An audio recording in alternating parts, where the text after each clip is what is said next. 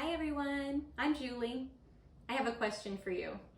Is your kitchen smoothie ready? If not, this video is for you. I love making smoothies. I have a couple a week, so I have to make sure that my kitchen's always smoothie ready. The base to all of my smoothies is a frozen banana, and if you can tell from the fruit bowl in the corner, we kind of like bananas around here, so I always have a fresh stock on hand.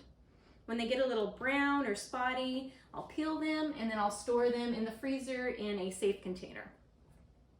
I also like to include nut milks in my smoothies, like almond milk or cashew, protein powder, spinach, always spinach. You can't taste it at all and it adds so many nutrients to it. And then cinnamon. Cinnamon's my go-to if you can't tell. If you don't know me yet, you'll know. Cinnamon is my jam. So that is the base for any smoothie that I make, and then depending on what I'm feeling that day, I'll add in additional fruits or whatnot to create a different flavor profile.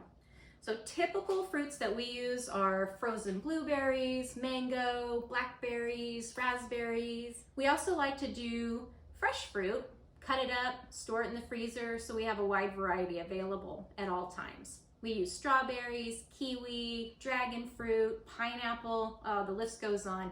It is limitless. And you can also do add-ins like flaxseed meal or spirulina, nuts, seeds, coconut, whatever you're feeling. One of my favorites is actually a raspberry chocolate smoothie. I will use this base along with some frozen raspberries and then like a tablespoon or two of cacao powder. It's delicious. It tastes like a chocolate shake. I feel like I'm eating dessert for breakfast. And then I do recommend getting a high-speed blender as well. It's not necessary. If you have a standard blender, that'll work too.